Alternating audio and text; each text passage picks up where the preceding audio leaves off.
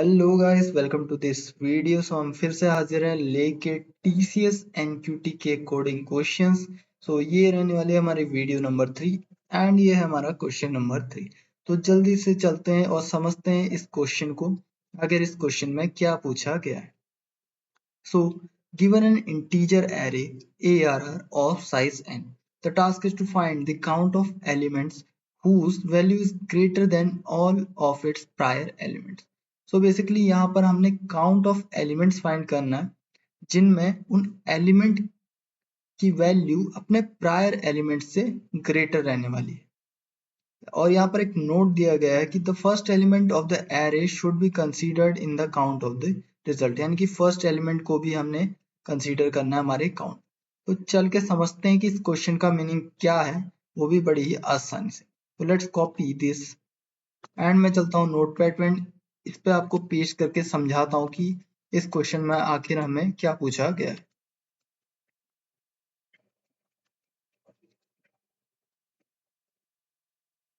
सो इस क्वेश्चन में बेसिकली हमसे पूछा गया है कि हमारा जो करंट एलिमेंट है, यानी कि ये इसके प्रायर एलिमेंट से, मान लीजिए मैं ये एलिमेंट लेता हूँ, तो ये एलिमेंट इसके प्रायर एलिमेंट से, यानी प्रायर एलिमेंट है कौन से, 4 और 7, उनसे ग्रेटर होना चाहिए। और अगर ये ग्रेटर है तो आप इसे अपने काउंट में शामिल करेंगे। फॉर एग्जाम्पल यहाँ पर 8 ग्रेटर है 4 और 7 से, सो हमारा 8 हो जाएगा काउंट 1। अब 9 और दूसरा 9 है यहाँ पर, सो 9 ग्रेटर है इन सभी से, 7 4 8 2 सबसे ग्रेटर है 9, तो आपका यहाँ पे काउंट हो जाएगा 2।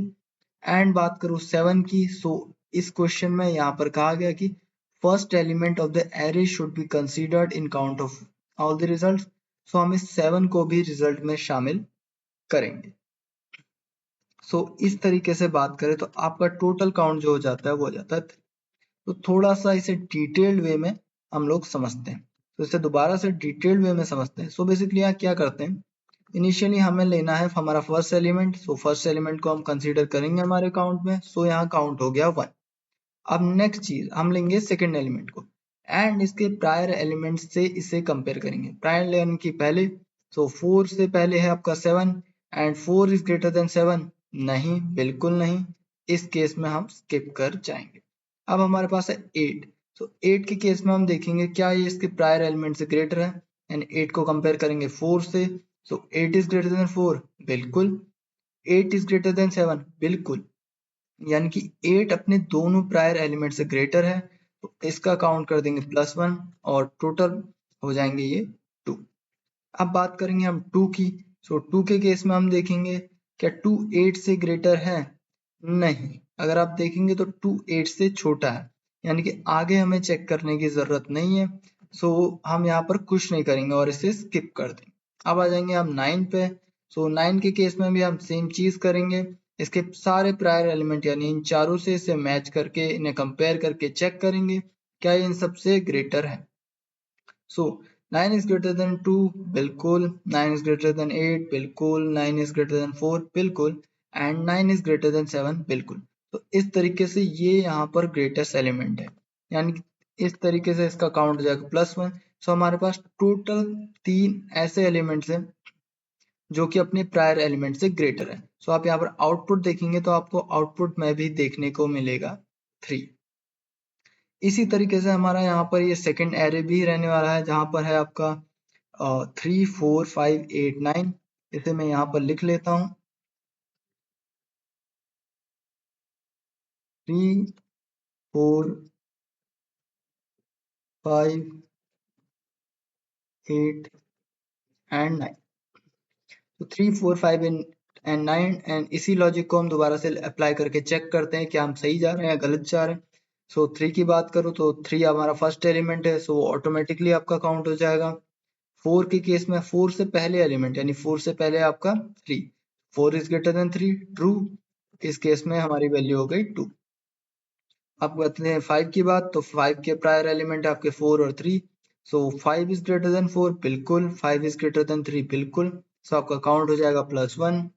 अब जाते हैं 8 पे। 8 के प्रायर एलिमेंट है 3 4 and 5, so 8 is greater than 5, बिल्कुल। 8 इज ग्रेटर देन 4, बिल्कुल। 8 इज ग्रेटर देन 3, बिल्कुल। तो इस तरीके से आपका काउंट हो गया 4।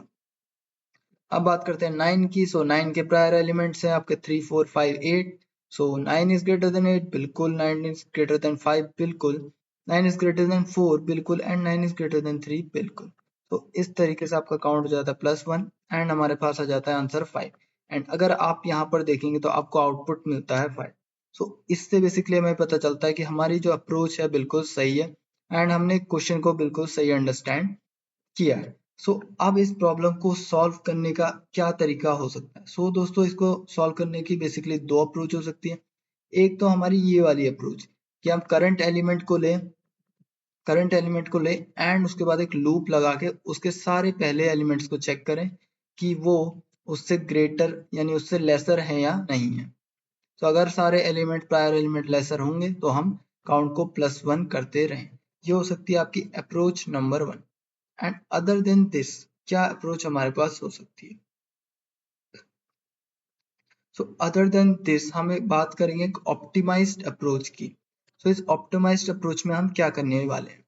सो बेसिकली इसके लिए हम लेंगे यहाँ पर इस वाले हमारे एरे को एंड समझेंगे हमारी ऑप्टिमाइज्ड अप्रोच क्या रहने वाली है। तो ऑप्टिमाइज्ड अप्रोच में बेसिकली हम क्या करेंगे, हम जानते हैं कि इनिशियली एज इफ यहाँ पे कहा ही गया कि आपका फर्स्ट एलिमेंट हमेशा कंसीडर होगा काउंट में, यानी कि जो फर्स्ट एलिमेंट है वो हमेशा आप कह सकते हैं एक तरीके से उसके प्रायर एलिमेंट से ग्रेटर ही रहने वाला है। तो हम जब भी इनिशियली हमारी काउंट बनाएंगे तो हम काउंट बनाएंगे 1 से, यानी इनिशियली वैल्यू रखेगा 1। एंड हम जो हमारा लूप चलाएंगे हमेशा वो चलाएंगे हमारे फर्स्ट इंडेक्स से, यानी कि इस एलिमेंट से।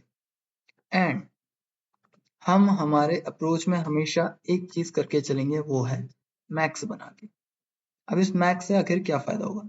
सो बेसिकली अगर आप यहाँ पर देखेंगे तो हमारा यहाँ पर है मैक्सिमम एलिमेंट क्या है आपका 7 है, राइट। सो अगर मुझे देखना है कि 4 उसके प्रायर एलिमेंट से ग्रेटर है या नहीं, तो मैं उसके प्रायर एलिमेंट से सबसे ग्रेटेस्ट एलिमेंट को उठा लूंगा जो कि है 7 एंड मैच करके देखूंगा कि 4 इज ग्रेटर देन 7, नहीं, फॉल्स। तो इसका मतलब ये बाकी एलिमेंट से भी ग्रेटर नहीं हो सकता क्योंकि वो उसके मैक्सिमम से ग्रेटर नहीं। इसे थोड़ा क्लियरली समझने के लिए हम लेते हैं। अब देखिए 7 और 4 में से क्या ग्रेटर है? 7, तो मैक्स में हमेशा 7 रहेगा। अब जब हम 8 पे आ जाएंगे यानी कि एलिमेंट 8 पे आ जाएंगे, उस केस में हम क्या करेंगे, हम जस्ट चेक करेंगे कि 8 उसके मैक्सिमम यानी उससे जो प्रायर एलिमेंट है उनमें जो सबसे मैक्सिमम है, प्रायर एलिमेंट में सबसे मैक्सिमम 4 और 7 में से कौन सा है? 7 है। 8 क्या ग्रेटर है 7 से? बिल्कुल ग्रेटर है 7 से। यानी 8 अगर इन दोनों के ग्रेटेस्ट यानी कि 7 से अगर बड़ा है, ऑब्वियसली 4 से तो बड़ा होगा ही। तो यानी कि अगर हम एक मैक्स में मैक्स वैल्यू स्टोर करें प्रायर एलिमेंट्स की एंड करंट एलिमेंट को सिर्फ उससे कंपेयर करके चेक करें कि करंट एलिमेंट अगर मैक्स एलिमेंट से ग्रेटर है, सीधे सीधे हम काउंट को बढ़ा सकते हैं। सो इस तरीके से अप्रोच वर्क करती है। फॉर एग्जाम्पल अब 2 के लिए देख लेते हैं। सो जब 8 हमारा 7 से बड़ा है तो हम मैक्स में अब डाल देंगे वैल्यू 8। अब देखते हैं 2 के लिए। सो 2 इज ग्रेटर देन 8, क्या 2 मैक्स से बड़ा है? नहीं है। तो सीधे सीधे हमें पता है कि हमें बाकी से यानी कि 7 और 4 से कंपेयर करने की जरूरत नहीं है क्योंकि वो ऑब्वियसली 8 से तो आप वो ऑब्वियसली 8 से तो छोटा है ही, तो ऑब्वियसली वो सीधे सीधे कंडीशन को सेटिस्फाई नहीं करता है, तो हमें आगे चेक करने की जरूरत है ही नहीं। अब बात करते हैं 9 की।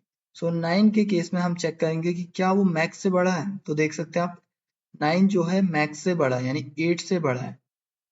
एंड 9 से जितने भी प्रायर एलिमेंट है इन सब में से तो सबसे ग्रेटेस्ट कौन सा है? 8। अगर 9 8 से बड़ा है तो ऑब्वियसली इनसे बड़ा तो होगा ही होगा। इस तरीके से ये अप्रोच काम करती है एंड इस अप्रोच का कोड मैं आपको यहाँ पर दिखा देता हूँ। सो हमने एक कोड भी किया हुआ है इस अप्रोच का। सो अगर आप इस कोड को देखें यहाँ पर, तो इस कोड में हमने बेसिकली हमारा ये ग्रेटेस्ट वाला लॉजिक ही यूज किया हुआ है, जहाँ पर हम प्रायर एलिमेंट में से मैक्सिमम एलिमेंट को स्टोर कराते हैं एंड करंट एलिमेंट को डायरेक्टली कंपेयर करके चेक कर लेते हैं। सो ये एक तरीके से हमारी ऑप्टिमाइज्ड अप्रोच रहने वाली है। सो आई होप दोस्तों इस वीडियो में आपको अच्छे से समझ में आ गया होगा कि टीसीएस ने क्या क्वेश्चन पूछा था एंड उसे सॉल्व करने के हम क्या क्या अप्रोचेस फॉलो कर सकते हैं एंड उसकी बेस्ट ऑप्टिमाइज्ड अप्रोच क्या है। आई होप दोस्तों आपको सब चीज़ें समझ में आ गए होंगी एंड वीडियो पसंद आया होगा तो वीडियो को लाइक कीजिएगा